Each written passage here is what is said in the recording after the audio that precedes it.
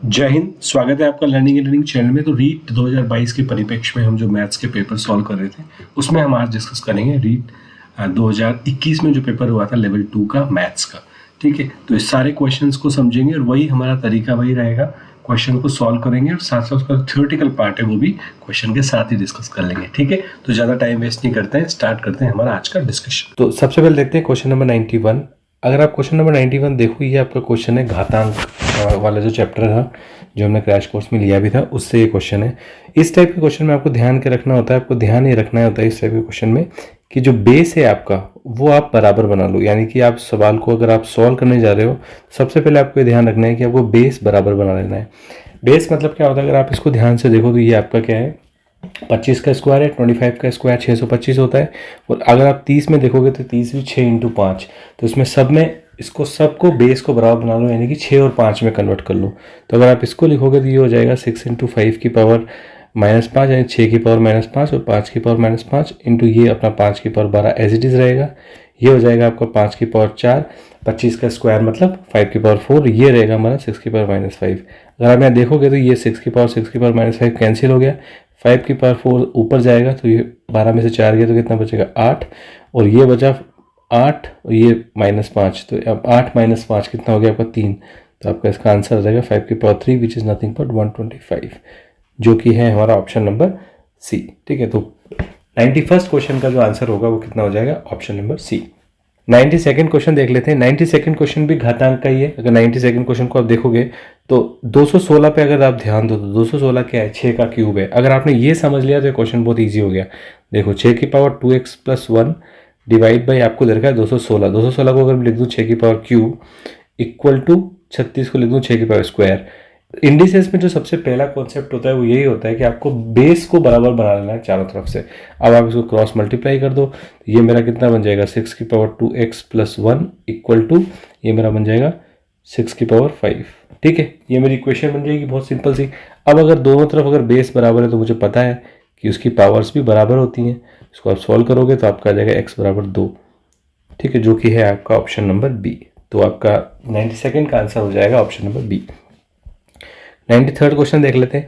देखो इस टाइप का क्वेश्चन आपको सॉल्व करने की जरूरत ही नहीं है। इस टाइप के क्वेश्चन में मैंने आपको पेपर सॉल्व करते हुए भी बताया था कि आप इस टाइप के क्वेश्चन में ऑप्शंस पे ध्यान दो।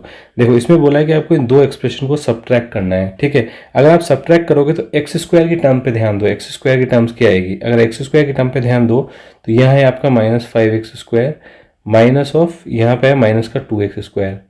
तो अगर इसको देखोगे तो माइनस माइनस प्लस हो जाएगा, 5x² + 2x² हो जाएगा विच is nothing but square which is nothing but 3x²। तो जो x² की टर्म होगी वो आपकी 3x² होगी। और लकीली देखो आप तो केवल एक ही ऑप्शन ऐसा है जिसमें 3x² माइनस में, तो आपका डायरेक्ट इसका ऑप्शन नंबर भी करेक्ट हो जाएगा। तो इस टाइप के क्वेश्चन में आपको पूरा एक्सप्रेशन सॉल्व करने की जरूरत नहीं है। आप किसी भी एक व्यंजक है, x² ले लो, y² ले लो, उसकी टर्म आप इसमें निकाल सकते हो। ठीक है, अगर एक से नहीं तो दो से बन ही जाएगा मोस्टली। ठीक है, तो इसमें आपको इसको पूरा सॉल्व करने की जरूरत नहीं है। ठीक है, देख लेते हैं क्वेश्चन नंबर 94।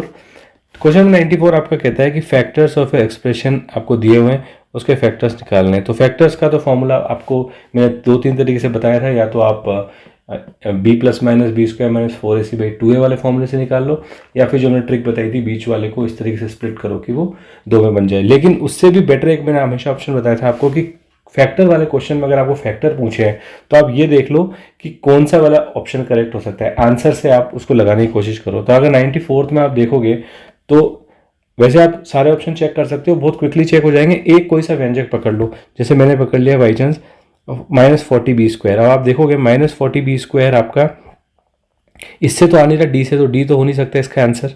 ठीक है, इसका आंसर डी तो हो नहीं सकता आपका। अगर आप देखोगे यहाँ पे तो ये तो हो नहीं सकता क्योंकि ये इससे कितना आएगा 64b² आ जाएगा, जबकि मुझे 40b² चाहिए। अगर आप देखोगे तो इससे भी नहीं आ सकता, ए से भी। दो ऑप्शन तो मेरे ऐसे ही कट गए। अब या तो ऑप्शन का बी होगा या ऑप्शन का सी होगा। आप a² की टर्म देख लो। अगर आप a² की टर्म देखो तो इसमें अब आप इसको पकड़ लो 9ab वाले को। अगर आप 9ab की टर्म देखोगे तो आप देखोगे कि यहाँ से अगर बी ऑप्शन से अगर मैं देखूँ, ठीक है, 94th क्वेश्चन में अगर मैं देखूँ तो मेरे को कितनी मिलेगी, एक तो मिलेगी -24ab, जब इसको करूँगा तो एक मिलेगी मुझे 15ab। तो इससे मुझे कंफर्म है कि मेरे को कितना मिल जाएगा, -9ab मिल जाएगा विच इज़ नथिंग बट फैक्टर। तो मेरा ऑप्शन नंबर 20 का एब्सोल्युटली करेक्ट हो जाएगा। तो कई बार क्या होता है, फैक्टर्स फॉर्मूला अगर आपको ध्यान है फटाफट निकाल सकते हो तो कोई दिक्कत ही नहीं है, लेकिन जिनको फॉर्मूला ध्यान नहीं है वो ऑप्शन से तो हमेशा सवाल को सॉल्व कर ही सकते हैं। और मैं आपको शॉर्टेस्ट मेथड जो होता है पेपर अटेम्प्ट करने का मैं वही बता रहा हूँ, बाकी आंसर आपका सभी तरीकों से सेम ही आने वाला है। ठीक है, 95 क्वेश्चन देख लेते हैं। देखो 95 क्वेश्चन आपको दिया हुआ है कि वैल्यू निकालनी है आपको किसकी, x square plus 7x plus 10 divided by x plus 2। तो इसकी वैल्यू निकालनी है आपको, डिवाइड करनी है। तो एक तरीका तो ये है, आप नॉर्मल अपना जो मेथड होता है ऐसे डिवाइड वाला, वो वाला डिवाइड वाला मेथड लगाओ।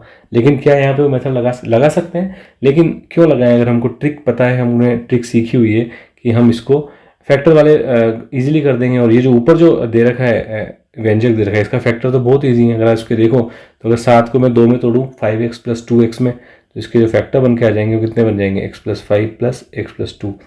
और अगर x प्लस 2 नीचे है तो ये तो कट गया, तो मेरा आंसर कितना आ गया, x प्लस 5। तो मुझे इसको डिवाइड करने की कोई ज़रूरत नहीं है, मेरा डायरेक्ट आंसर आ जाएगा x plus 5 which is nothing but option number D. ठीक है, तो 95 भी हो गया हमारा। 96 देख लेते हैं। 96 जो आपका है वो है कैटेगरी आपकी, जो मैंने आपको बताया था सिंप्लीफिकेशन, सरलीकरण। आपको बस एक इक्वेशन फॉर्म करनी है गिवन कंडीशन से। ठीक है, तो देखो कंडीशन आपको दी हुई है, इसमें कंडीशन आपको ये दी हुई है कि अगर एक डिनोमिनेटर है, एक परिमेय संख्या का हर उसके अंश से 8 अधिक है, यानी कि उसका जो डिनोमिनेटर है वो डिनोमिनेटर में rational number exceeds numerator by 8। तो ये इस तरीके से, अगर वो नंबर मान लेता हूँ कि मैं x है, तो उसका जो ये है x प्लस 8 है। ठीक है, ये मेरे को दिया हुआ है। उसके बाद मेरे को एक और कंडीशन दी हुई है, इसमें करना यही होता है हमको, जो बोल रहा है वो आप लिखते जाओ। ठीक है, फिर बोल रहा है 17 is added to the numerator. अगर मैं इसमें 17 जोड़ दूं और नीचे से 1 घटा दूं, ठीक है, तो वो मेरा बराबर हो जाता है 3/2 के। अब बस मुझे करना नहीं है, इस इक्वेशन को सॉल्व करना है क्रॉस मल्टीप्लाई करके। तो इसको सॉल्व करोगे तो ये बनेगा x plus 17 equal two into 2 यानी कि 2x प्लस 34, और ये बन जाएगा x प्लस 7, तो ये बन जाएगा x प्लस 7 इंटू 3। बराबर सॉल्व भी कर सकते हैं, कोई दिक्कत नहीं है। यहाँ पे इसको देखोगे तो x की वैल्यू कितनी आ जाएगी, इसकी x की वैल्यू आ जाएगी इसकी 34 minus 21 which is nothing but 13। तो आपकी x की वैल्यू कितनी आ जाएगी इससे, ये हो गया 2x plus 34 equal to 3x plus 21। तो आपको सॉल्व करोगे, इधर ले जाओ इसको। मैंने आपसे पहले ही बताया था इक्वेशन सॉल्व करने का तरीका, कि आप हमेशा जब भी इक्वेशन सॉल्व करो, जो आपका व्यंजक पद है यानी कि जो आपका जो चर पद है उनको एक साथ ले जाओ, और जो कांस्टेंट वाले हैं उनको एक तरफ ले आओ। तो आपका इससे क्या होगा, क्लियरिटी आ जाएगी कि मुझे किसकी वैल्यू निकालनी है। तो x की वैल्यू मेरी कितनी हो जाएगी, 34 minus 21 which is nothing but 13। ठीक है, तो x मैंने माना था 13, तो मैंने माना क्या था, व्यंजक मुझे दे रखा था x equal to x plus 8 दे रखा था। तो इससे मेरा जो व्यंजक कितना बन के आएगा, 13 plus 8 which is nothing but 13/21। तो मेरा इसका आंसर हो जाएगा ऑप्शन नंबर ए। ठीक है, इजी क्वेश्चन था, कोई दिक्कत वाली बात नहीं है। चलो देख लेते हैं 97 क्वेश्चन। ठीक है, इसको मैं थोड़ा सा मिटा देता हूँ। अगर आपने ये वाला क्वेश्चन कर लिया है तो इसको मैं हटा देता हूँ यहाँ से। ठीक है, तो अब है मेरा क्वेश्चन नंबर 97। अब देखो 97 क्वेश्चन नॉर्मली ये स्टैंडर्ड क्वेश्चन है, हमेशा इसी टाइप का क्वेश्चन आपका आता ही आता है। ठीक है, अगर आप देखो 97 क्वेश्चन को, तो आपको पूछा है कि छोटी से छोटी वर्ग संख्या जो संख्या 7, 14, 21 में से प्रत्येक से विभाजित करती है। तो सबसे पहले तो आपको वो संख्या निकालनी है जो प्रत्येक से विभाजित करती है। तो इस टाइप के क्वेश्चन में सिंपल सा कॉन्सेप्ट होता है कि आपको क्या करना है, इन तीनों का निकालना है एलसीएम। ठीक है, और एलसीएम निकालने की ट्रिक मैंने बताई रखी है। सबसे छोटा नंबर पकड़ लो, देखो क्या वो किसी भी एक नंबर को पूरी तरह काट रहा है तो उसको तो कर दो रिजेक्ट। बचे 2 नंबर, दोनों में अगर नहीं है तो निकालो एक कॉमन नंबर जो दोनों को काट रहा है, वो है 7। एक को इसे पकड़ लो, उसमें उसका भाग दे दो, तो 7 दूनी 14, 21 दुआ 42। तो 42 क्या आ जाएगा मेरा, इसका एलसीएम आ जाएगा। अब मेरे से पूछा क्या है कि smallest square number which is divide. अब देखो 42 अगर इसका एलसीएम है, तो मैंने आपको एक बार एक क्वेश्चन कराया था, कॉन्सेप्ट भी बताया था एलसीएम वाले में, कि जब भी आपका 42 अगर उसका एलसीएम है तो 42 के सारे फैक्टर यानी कि 1 इंटू 42, 2 इंटू 42, 3 इंटू 42, ये सब क्या होंगे, इसके एलसीएम होंगे। लेकिन हमें एलसीएम जब आता है तो हमें एलसीएम का कॉन्सेप्ट ही होता है कि सबसे छोटी संख्या निकालनी होती है। अब आपको इस तक ऐसे करते करते 42 का वो फैक्टर निकालना है जो एक पूर्ण स्क्वायर भी हो। ठीक है, तो आप सबसे पहले तो देख लो इसमें कि 98 में तो पूर्ण स्क्वायर है ही नहीं, तो हो ही नहीं सकता आंसर। 394 भी आपका जो है होल स्क्वायर नहीं है। अब आपका ये बचते हैं, देखो तो इसमें से आपका 1764 को अगर आप देखोगे तो ये एक्चुअली क्या है, आपका 42 का ही होल स्क्वायर है। ठीक है, अगर आप 42 का होल स्क्वायर करोगे तो ये आपका कितना आएगा, 1764 आएगा। ठीक है, तो ये आपका जो यानी कि कितना हो गया, 42 इंटू 42। तो अगर 42 का एलसीएम है तो 42 इंटू 42 भी एलसीएम होगा, तो आपका ऑप्शन नंबर भी करेक्ट हो जाएगा।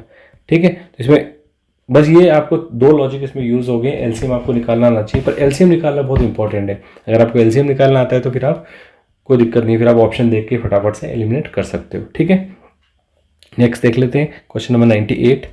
देखो ये क्वेश्चन नंबर 98 अगर आप देखोगे बड़ा सा क्वेश्चन है, बड़ा सा एक्सप्रेशन दे रखा है, लेकिन मैंने आपको बताया था जितना बड़ा क्वेश्चन होगा वो उतना ईजी होगा, क्योंकि इसमें क्या होता है कि टर्म्स वो देते हैं इस तरीके से कि आपको थोड़ा कन्फ्यूजन हो जाए टर्म्स देख के, लेकिन फाइनल में जो होगा आपका आंसर वो ईजिली निकल के आ जाएगा। ठीक है, तो अगर 98 को देखो अगर ढंग से, तो आपको एक बात समझ में आएगी 98 में से कि ये जो 216 है ये कितने का क्यूब है, 6 का क्यूब है, और जो 343 होता है वो 7 का क्यूब होता है। ठीक है, 8 मेरा 2 का क्यूब होता है, सबका क्यूब मुझे पता है, और ऊपर क्यूब रूट दे रखा है। तो अगर मैं इसको खोलने बैठूँ इस एक्सप्रेशन को, तो अगर आप ध्यान से देखोगे तो ये मेरा बनेगा इस तरीके से, ये तो बन जाएगा मेरा 2 क्यूब। ठीक है, ये बन जाएगा मेरा, अगर इसको मैं लिख दूँ 100 का होल क्यूब, क्योंकि अगर मुझे 6 नंबर चाहिए ना होल क्यूब, प्लस वापस से यहाँ पे क्यूब ही है, और ये बन जाएगा मेरा 7/100 का होल क्यूब। ठीक है, तो क्यूब से cube cancel, cube cube cube तो कैंसिल, और आपका ये सिंपल सा जो एक्सप्रेशन बना वो कितना बना, यहाँ पे बना 2, तो ये बन जाएगा आपका 6/100, तो 0.03 प्लस ये आपका बना 0.07। इसको सॉल्व करोगे तो आपका बन जाएगा 0.1, which is nothing but option number C. तो आपका सी क्या हो जाएगा, इसका करेक्ट आंसर हो जाएगा। तो देखो कितना इजीली सॉल्व हो गया। लेकिन नॉर्मली क्या होता है इस टाइप के क्वेश्चन में, आपको लगता है इतना बड़ा एक्सप्रेशन है आप छोड़ देते हो। तो समझना ये है कि आपको, मैंने जो आपको जब भी मैं पेपर सोल्व करवाया था तो मैंने आपको ये बोला था कि क्वेश्चन देख के आपको समझ में आना चाहिए कि इस क्वेश्चन में मुझे करना क्या है। अगर वो बात आपने पकड़ ली तो आप इस क्वेश्चन को इजीली सॉल्व कर सकते हो। ठीक है, 99 क्वेश्चन देख लेते हैं।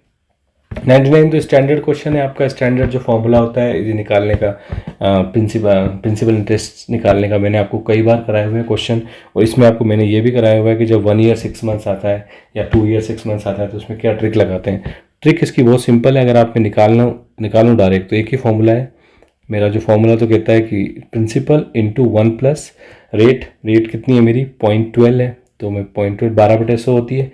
एक साल के लिए तो ये लगेगी, और जब दूसरे वाला निकालते हैं तो मैंने आपको बताया था कि जो भी आपका 6 मंथ्स है तो इसको लिख दो 1/2 0.12 की पावर जो आपकी कुछ भी नहीं आएगी। ठीक है, तो इतना आपने 1/2 लिख दिया तो आपका ये काम हो गया। अब आप इसको सॉल्व कर लो तो ये हो जाएगा आपका कितना 25,000 इंटू 1.12 इंटू 1.06। आप इसको जब सॉल्व करोगे तो आपको जो आंसर निकल कर आ जाएगा वो आएगा 29,680। तो आपको ऑप्शन नंबर डी इसका करेक्ट आंसर हो जाएगा, विच इज़ नथिंग बट ये वाला। ठीक है, तो फॉर्मूला ही है बस, में तो कुछ भी नहीं है। और ये वाली चीज़ आपको पता होनी चाहिए बस। अगर ये वाली चीज़ आपको पता है तो आपका काम हो गया। ये वाली चीज़ आपको पता होनी चाहिए कि इसमें जो जब 6 महीने का जो निकालते हैं उसमें आप 1/2 लिख देते हैं। अगर 3 महीने का निकालेंगे तो क्या लिख देते हैं 3/12 यानी कि 1/4। तो ये चीज़ आपको ध्यान रखनी है कि ये कैसे मैंने यहाँ पे 1/2 लिख दिया।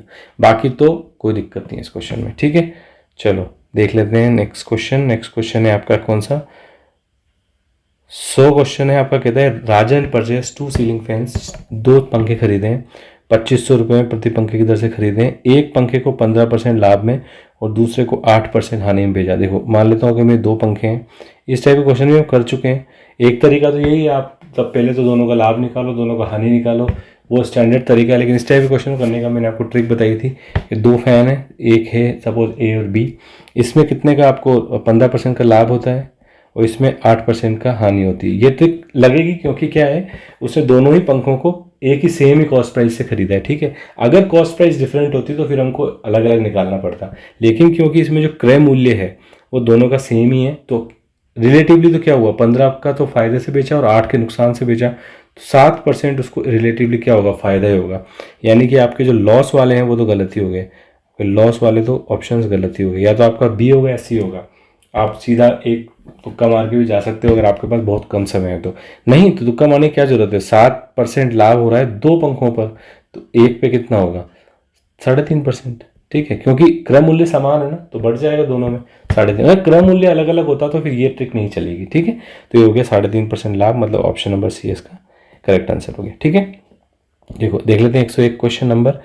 आपको बोला है कि स्वच्छ भारत अभियान के तहत 20 आपके वॉलंटियर्स हैं जो एक गांव को 8 दिन में स्वच्छ करते हैं। नॉर्मल टाइम वर्क का क्वेश्चन है, कितने सारे क्वेश्चन हमने कर रखे हैं टाइम वर्क के क्वेश्चन में। कॉन्सेप्ट क्या होता है टाइम वर्क के क्वेश्चन का, बहुत सिंपल होता है कि आप देख लो कि 20 स्वयंसेवक मिलकर 8 दिन में काम किया, तो कितना काम किया टोटल, इन्होंने काम किया 160 यूनिट का काम किया। ये बात तो कंफर्म है कि अगर जो मेरे 5 दिन में अगर मुझे काम करना है, 8 दिन में ही 20 लगे तो 5 दिन में तो ज़्यादा स्वयंसेवक लगेंगे, यानी कि मेरा 20 और 15, ये तो गलती हो गया, ये तो आ ही नहीं सकते क्योंकि 20 से तो ज़्यादा दिन लगने वाले हैं। तो या तो वापस से वही, आपके पास 2 ही ऑप्शन बचे हैं, आप लगा के निकल सकते हो, वरना सॉल्व तो कर लेंगे, सॉल्व तो हम कर ही लेंगे। 160 यूनिट का काम मुझे करना है किसी भी कंडीशन में, लेकिन मेरे पास लोग कितने हैं, मेरे पास लोग तो 5 ही हैं, तो फिर मुझे लगेंगे कितने, 160/5 डिवाइड कर दो तो मेरा 32 आ जाएगा मेरे लोग। तो मेरा आंसर कितना हो जाएगा, ऑप्शन नंबर बी, ठीक है। देख लेते हैं नेक्स्ट क्वेश्चन आपका। ये फिर से वही टाइम वर्क का क्वेश्चन है, आपसे पूछा है Partha moves from Jhunjhunu to Jodhpur से जाता है 60 किलोमीटर घंटा की औसत चाल से 6 घंटे में पहुंचता है। वापस लौटते समय तो एवरेज आपको दे ही दिया, अगर वो बाई चांस यहाँ से ए से बी, यानी कि आपका झुंझुनू से आपका कहाँ जा रहा है, झुंझुनू से जोधपुर जा रहा है, तो आपको बोला है कि इधर से तो वो 60 की स्पीड में जाता है, एवरेज स्पीड में 6 घंटे लगते हैं। तो यानी कि ये तो क्लियर हो गया, मैंने आपको फॉर्मूला तो बता ही रखा है इसका कि वी एवरेज जो होता है उसका फॉर्मूला होता है total distance divided by total time, ये बस आपको ध्यान रखना है। तो इन्होंने एवरेज दे रखी है, तो टोटल डिस्टेंस कितनी आ गई, टोटल डिस्टेंस आ जाएगी मेरी फॉर्मूला अगर मैं लगाऊं तो आ जाएगी एवरेज इंटू टोटल टाइम। मेरे को टोटल टाइम भी दिया हुआ है, एवरेज वेलोसिटी भी दी हुई है, कितनी 60 × 6 विच इज़ नथिंग बट 360। तो ये डिस्टेंस कितनी आ गई, 360 आ गई, ठीक है। अब वो बोल रहा है कि जब वो वापस आता है तो 4.5 घंटे में पहुंच जाता है। इसका मतलब देखो डिस्टेंस तो सेम ही है, डिस्टेंस तो चेंज होने वाली नहीं है। तो अब जो एवरेज वेलोसिटी होगी वो क्या हो जाएगी, मेरी डिस्टेंस मेरी सेम ही है, लेकिन अब जो आया है वो कितने में आया है, 4.5 आवर्स में आया है। तो आप इसको सॉल्व करोगे तो आपका कितना आ जाएगा आंसर इसका, 360/4.5, तो ये आपको हो जाएगा 80।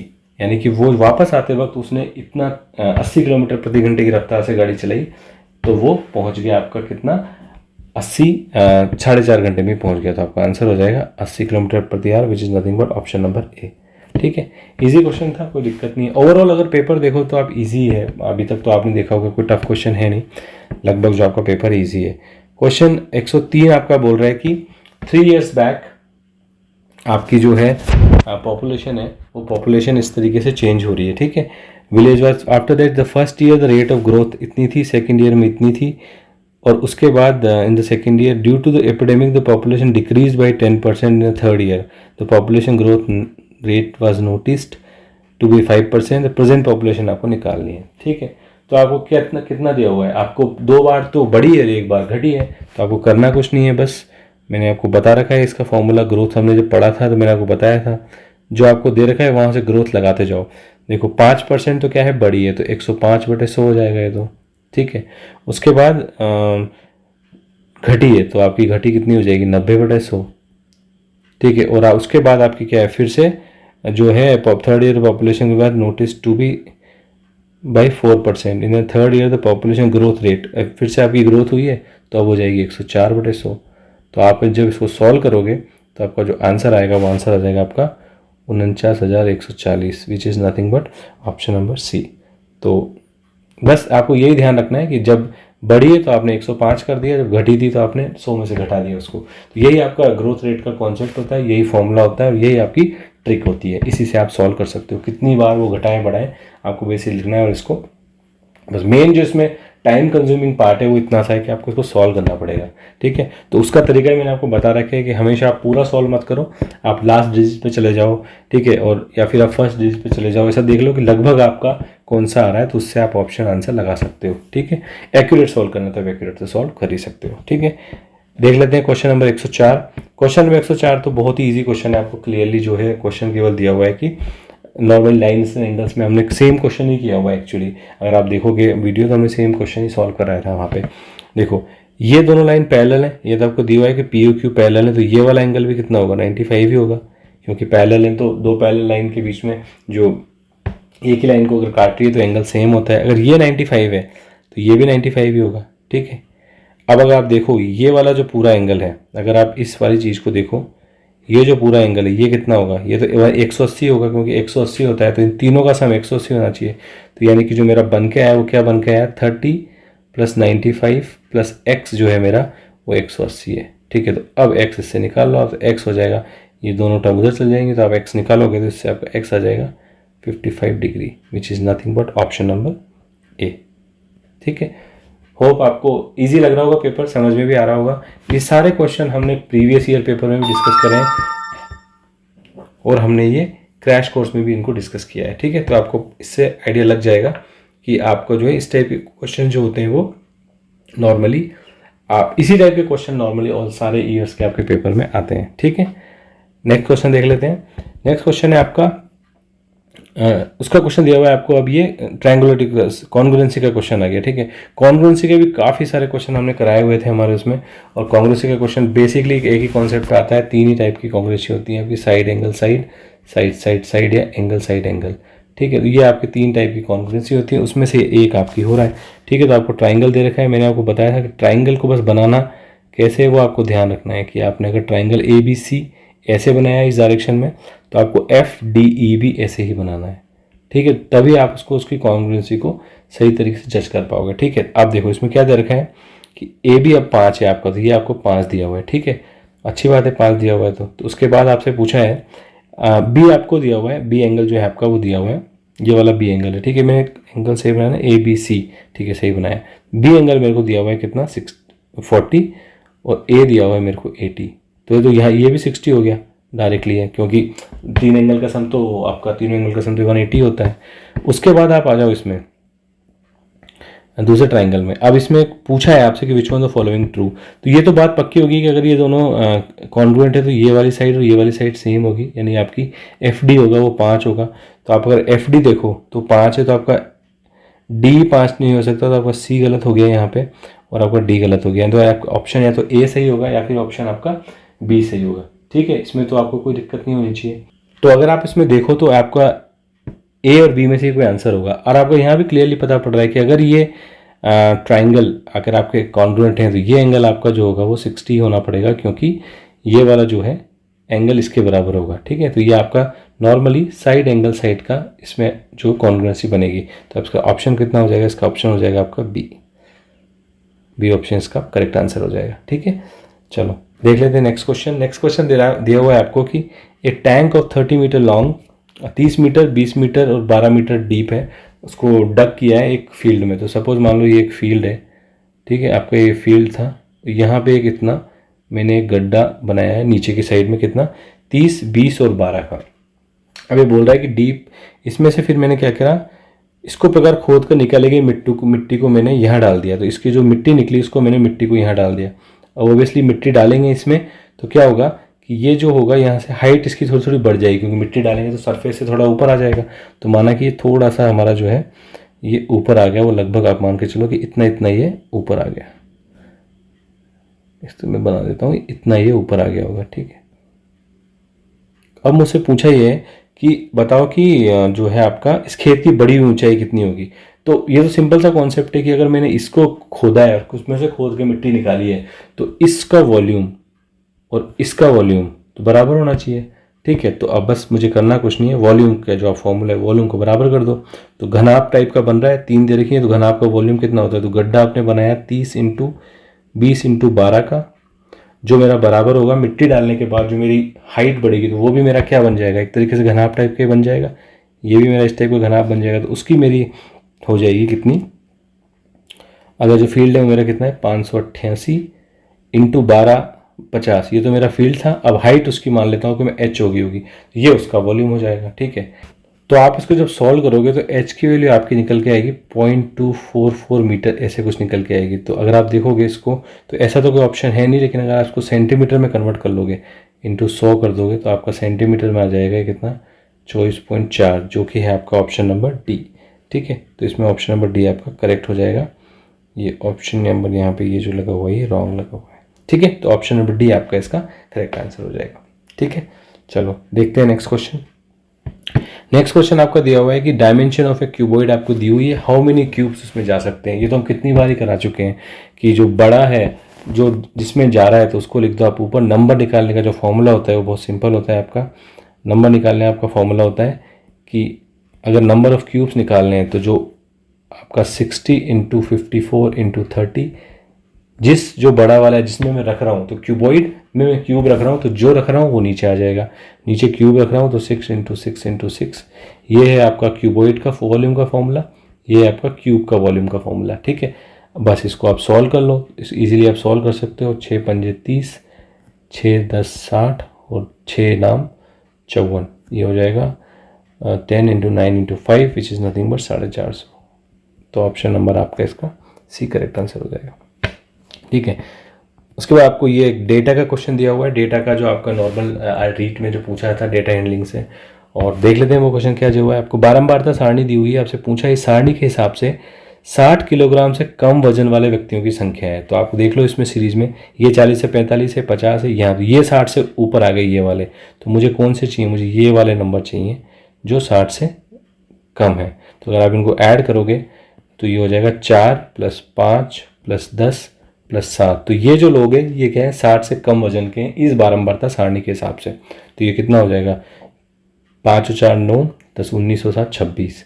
तो जो मेरे 26 लोग हैं वो हो जाएंगे। तो मेरा आंसर हो जाएगा ऑप्शन नंबर ए। ठीक है, पाई चार्ट का क्वेश्चन देख लेते हैं। पाई चार्ट का क्वेश्चन नॉर्मली क्या होता है कि आपको ध्यान रखना है कि इसमें पूछा क्या है। ठीक है, अब आप देखो इसमें following pie chart represent expansion आपको दिया हुआ है कंस्ट्रक्शन का 2 लाख रुपए है, लेबर पे कितना चार्ज इन्होंने इन्वेस्ट किया है। अब देखो लेबर का परसेंटेज दिया हुआ नहीं है, लेकिन मैंने आपको बताया था कि जो एक पाई चार्ट में होता है वो टोटल सम कितना होता है, 360 डिग्री होता है अगर डिग्री में दिया हुआ है तो आप इनका सबका सम करके उसको 308 में से घटाओगे तो आपको जो लेबर का जो एंगल आ जाएगा वो कितना आ जाएगा, आपका लेबर वाले का जो आपका एंगल आ जाएगा वो 90 डिग्री आ जाएगा। आप उसको निकाल सकते हो, ये कुछ भी नहीं है। 108 और 72 + 54 + 36 को 360 में से घटा दो तो कैसे निकलेगा लेबर का एंगल, मैं बता भी देता हूँ आपको। लेबर का एंगल निकलेगा 360 माइनस 108 + 36 + 72 + 54। ठीक है, ये आप करोगे तो आपको लेबर वाला एंगल निकल के आ जाएगा। तो ये वाला एंगल कितना आ जाएगा आपका, 90 डिग्री आ जाएगा। एक बार ये एंगल निकल के आ गया फिर तो आपको तरीका पता ही है, सोल्व करने का तरीका क्या होता है। जो आपका टोटल दे रखा है सम कॉस्ट वो कितनी हो जाएगी, 2 लाख दे रखी है अगर आपको, ठीक है, इनटू उसका angle divided by total angle. तो ये क्या बन जाएगा आपका। तो इसको आप सॉल्व करोगे तो 90 से ये 4 बार और 4 से ये आपका कट जाएगा कितनी बार, 5 बार। तो ये जो आएगा इसका आ जाएगा आपका 50,000। तो 50,000 आपका जो है टोटल इस पूरे उसमें लेबर पे खर्च हुआ है। तो उसका ऑप्शन नंबर बी आपका करेक्ट हो जाएगा। ठीक है, देख लेते हैं नेक्स्ट क्वेश्चन। नेक्स्ट क्वेश्चन आपका प्रोबेबिलिटी का क्वेश्चन है। प्रोबेबिलिटी में आपको दिया हुआ है कि ए बैग कंटेन्स 15 रेड बॉल्स, आपकी 15 रेड बॉल्स हैं और probability of drawing A green ball is 1/6। तो एक बैग में 15 रेड बॉल हैं, कुछ ग्रीन बॉल्स हैं, मान लेते हैं वो x हैं। ठीक है, तो और आपको इसकी निकालने की प्रोबेबिलिटी दी हुई है कितनी, 6, 1/6 दी हुई है। तो आपको ग्रीन बॉल की जो प्रोबेबिलिटी है वो दी हुई है कितनी, 1/6। देखो मैंने आपको प्रोबेबिलिटी निकालने के तो बहुत सारे सवाल भी करवाए हैं, ट्रिक भी बताई है। ठीक है, अगर आप इस क्वेश्चन को 2 तरीके से कर सकते हो। देखो दोनों फॉर्मूले देख लेते हैं, दोनों तरीके देख लेते हैं। एक तो आपका बेसिक फॉर्मूला मैंने आपको बताया था कि टोटल बॉलें डिवाइडेड बाई जो बॉल्स आपसे पूछी, तो आप ग्रीन की पूछी तो green divided by total balls, कितनी टोटल बॉल्स कितनी हो जाएंगी, यही मेरी प्रोबेबिलिटी होती है। संभावित डिवाइडेड बाई टोटल तरीके हो सकते हैं x + 15, संभावित हो सकते हैं x। इसको बराबर कर दो 1/6 के, आप इसको सॉल्व करोगे क्रॉस मल्टीप्लाई करके तो आपका इसका x का आंसर निकल के आ जाएगा जो होगा x = 3। ये तो हो गया आपका तरीका नंबर 1 जो कि स्टैंडर्ड तरीका है। लेकिन इस टाइप के क्वेश्चन, स्पेशली इस क्वेश्चन को आप आंसर देख के, ऑप्शन देख के भी कर सकते हो। देखो मेरे को ग्रीन की प्रोबेबिलिटी दी हुई है 1/6। ठीक है, मुझे पता है ग्रीन की जो प्रोबेबिलिटी आएगी वो कितनी आएगी, मतलब जो भी आएगी वो इस तरीके से आएगी कि मेरी अगर x मेरी इनमें से कोई बॉल है, सपोज ऑप्शन अगर 5 है तो 5/15 + 5 से मेरी 1/6 आना चाहिए। तो अगर आप ऐसे चेक करोगे तो आपको पता लग जाएगा कि इसमें 5 से तो आ नहीं रहा, 5 से तो 5/20 आ रही है। अगर आप 3 से देखोगे, 4 से देखोगे तो 4 से आएगी 4/19, 15 + 5 4, तो ये आएगी 4/19। अगर आप 3 से देखोगे 3 से आएगी आपकी 3/15 + 3 यानी 18 यानी 1/6। ये आपका करेक्ट आंसर है, तो आप इससे निकाल सकते हो। तो आप दोनों तरीके से निकाल सकते हो। ये वाला क्वेश्चन स्पेशली आप ऑप्शन से भी निकाल सकते हो।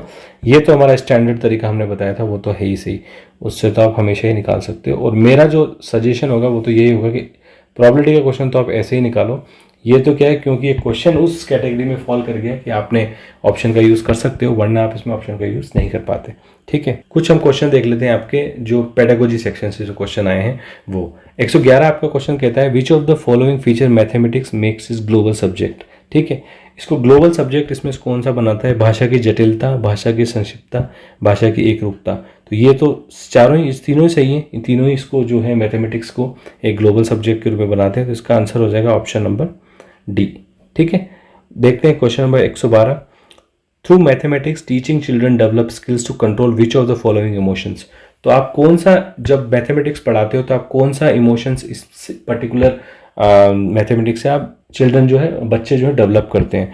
तो logic, self confidence, thinking power. अगर आप देखोगे कि मैथ्स में तो लॉजिकल तो आपको रहना ही पड़ता है, सोचने की क्षमता भी आपकी होनी चाहिए। और आपको मैथ्स एक ऐसा सब्जेक्ट होता है जिसमें आप जब उसको सॉल्व करते हो तो बच्चों में कॉन्फिडेंस की भावना जगती है। तो आप इसका आंसर क्या हो जाएगा? इनमें से सभी। तो चारों ही ऑप्शन, तीनों ही ऑप्शन आपके हैं जो मैथ्स में आपकी अपनी भावना पर नियंत्रण करने का आपका जो कौशल है वो विकसित होता है। ठीक है, तो ये आपका जो डेवलप स्किल्स है मैथमेटिक्स से, ये चारों ही, तीनों ही आपकी होती हैं। ठीक है, तो इसका ऑप्शन नंबर डी करेक्ट हो जाएगा।